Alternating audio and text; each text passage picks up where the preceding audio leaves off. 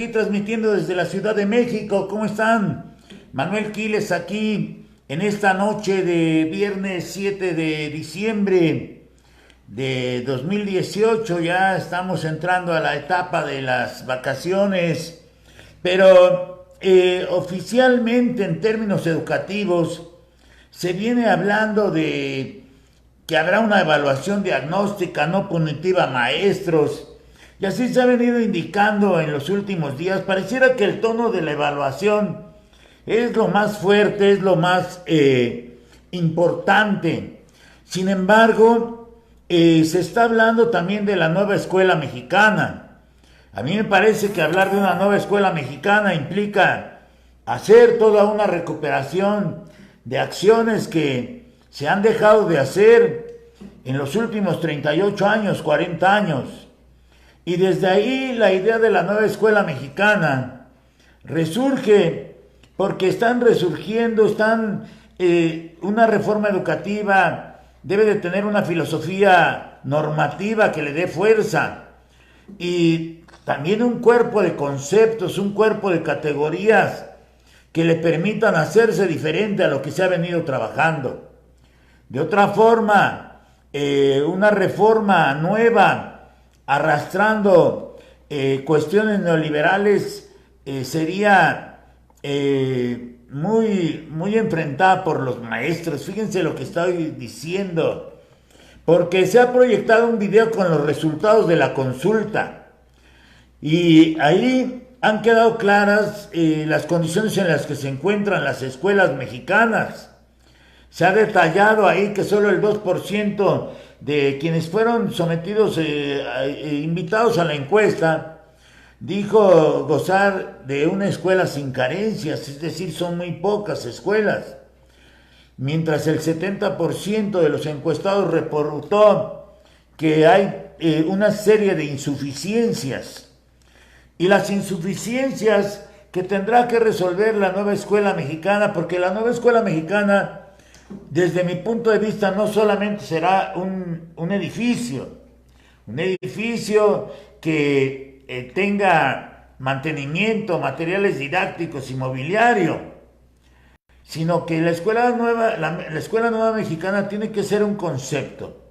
Pero en la parte material, el 70% de los encuestados ha reportado que las escuelas tienen escasez de mantenimiento, de materiales didácticos y de mobiliario.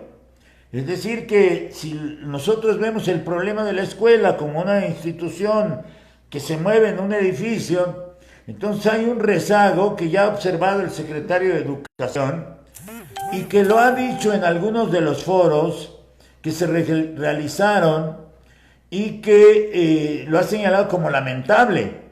Entonces lo que él ha venido diciendo en otros momentos, en los propios foros, es que hay que dignificar a las escuelas de México. Pero también, así como hay que dignificar a las escuelas de México, yo diría que también a los profesores. Los profesores, porque él se ha dado cuenta que en ese periodo de julio a diciembre, es decir, de la victoria de López Obrador a la toma de posesión, se hicieron muchas acciones en educación. Se realizaron una serie de foros, se empezó hablando de una educación para el bienestar. Y así como se ha hablado de una educación para el bienestar, la consulta nacional a la que han llamado por una educación de calidad con equidad, se habla de que participaron casi 2 millones de maestros. Han de haber participado como 1.750.000 maestros. Y lo que ha revelado en esos datos es que los maestros no se oponen a la evaluación, pero lo que demandan es que no sea punitiva, ni esté ligada a la permanencia en el empleo, y así lo ha venido señalando Esteban Moctezuma Barragán. El video que se ha marcado, del que se está hablando en el título de esta videotransmisión, da una serie de datos, pero en mi video anterior, en el que he señalado hacia dónde va la reforma en educación, la obradorista, yo en mi video anterior he señalado la importancia de recuperar a los apoyos técnico-pedagógicos. Es más, creo tener la claridad de que algunos de ellos ahora en estos procesos de reforma en los últimos 6 años ni siquiera recibieron pago por su promoción. Hay maestros que me dicen que ojalá la función de apoyo técnico-pedagógico sea realmente considerada en las acciones de mejora. Espero tener contacto con los ATP. Hace falta tener una idea muy clara del ATP mexicano, porque yo creo que ahí se puede partir y podemos tener fácilmente 100,000 capacitadores a través de los ATP que están en el país. Y espero tener contacto con los apoyos técnico-pedagógicos del país, con mis amigas de Tamaulipas, como la grande maestra mexicana Edith Hernández Villanueva. Y ahora se va a hablar de muchas cosas, ahora se va a hablar de las evaluaciones diagnósticas, de las evaluaciones diferenciadas por regiones. Y se va a observar que a partir de esa evaluación se tendrá que generar un proceso de mejor formación y capacitación para los profesores y, como se viene diciendo, pues alejarse de la condición punitiva y ligada al tema laboral.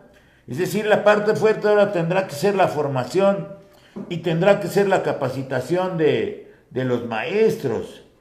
Y desde ahí, lo que arrojan los resultados preliminares de la consulta es que, bueno, se hicieron 4 fases y en la digital pues hubo casi 70,000 participantes. Los foros participativos en los estados, bueno, los foros en unas cuestión de suerte para poder expresar públicamente lo que cada uno de los que lo hicieron llevaba en su contenido de ponencia. Pero yo creo que hace falta ir hacia un Congreso Nacional Educativo. Creo que sí hace falta también ir a un Congreso Nacional con mucho orden. Digo con mucho orden porque también necesitan hablar los maestros. Lo que yo vi en los foros es que muchos maestros exigían tomar la palabra. Y a un foro pues se va a hablar, pero bueno, fueron muy escogidos las participaciones.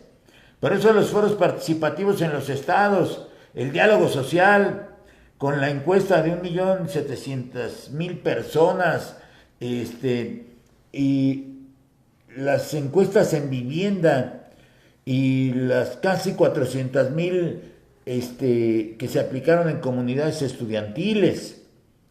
Y ya nada más en el diálogo social, 110,000 directores y docentes ahí.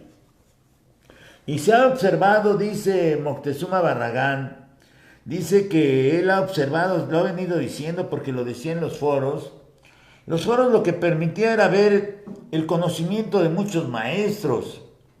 Yo quedé admirado con las reflexiones que hacían muchos de ellos. Es como para hacer muchos libros de idea, porque lo que se observó es que en los maestros hay una riqueza de conocimiento, y eso lo sostuvo varias veces el secretario de Educación Pública, porque señalaba que había encontrado y que había constatado que el Magisterio Nacional está compuesto por profesores que saben. Claro que sabemos, porque la experiencia nos da también ese conocimiento y ese saber. Y por eso las diferencias, sin ánimo de molestar a nadie, pero los que pasamos por una escuela normal tenemos una idea diferente. La práctica que se hacía en las escuelas normales nos daba muchos elementos, pero también nuestra intuición, ¿sí? También nuestra intuición nos daba muchas cosas. Y los grandes maestros que están también en las normales, porque en las normales hay grandes maestros mexicanos que transmiten su conocimiento, su saber, su creatividad, su innovación y nos ponen la muestra del genio y de la brillantez que ellos poseen. Entonces no era para una sorpresa del secretario señalar que ahí había muchos profesores que sabían, que están preparados y que están realmente comprometidos en cuerpo y alma con su tarea docente. Eso lo sabemos. Nosotros sabemos, no está descubriendo nada el secretario de Educación. Nosotros como maestros sabemos lo que nuestros compañeros pueden realizar en las instituciones educativas. Y lo que observo es que hay una nueva idea que es impulsar a lo que se empieza a llamar nueva escuela mexicana. La nueva escuela mexicana tendrá que atender primero a los pobres. Y si se trata de atender primero a los pobres, entonces el modelo para la educación multigrado tendrá que ser muy bien trabajado. En los maestros multigrado en el país, los que yo conozco muchos maestros, pero he tenido cercanía con las altas montañas veracruzanas, con la zona de las altas montañas. Y ellos, los maestros de las altas montañas, nos enseñan también en esos grupos multigrado, como en muchas regiones del país. Porque los maestros que atienden varios grados, e inclusive maestros que atienden las escuelas unitarias, todavía cercanas a la Ciudad de México, en los municipios conurbados de la Ciudad de México, escuelas unitarias. Y desde ahí vemos qué está sucediendo en las escuelas. Casi el 48% de los planteles más pobres en el país están atendidos por maestros multigrado. Y estos maestros multigrado, perdón, pero se la rifan diariamente. Y hay una creatividad y hay una innovación, una imaginación en ellos sorprendente. Por eso lo que está descubriendo el secretario de Educación, entre sus hallazgos, entre esos hallazgos que le da la consulta, que va a ser la base del acuerdo nacional que guiará al sector educativo en este sexenio, lo que él ve es que hay una mala percepción nacional en torno a la calidad y equidad de la educación de México. Y, bueno, pues si está mal repartida la riqueza, la pobreza se concentra en unos cuantos o en unos millones, por decirlo así. Hay 60 millones de pobres en México y 20 millones de miserables.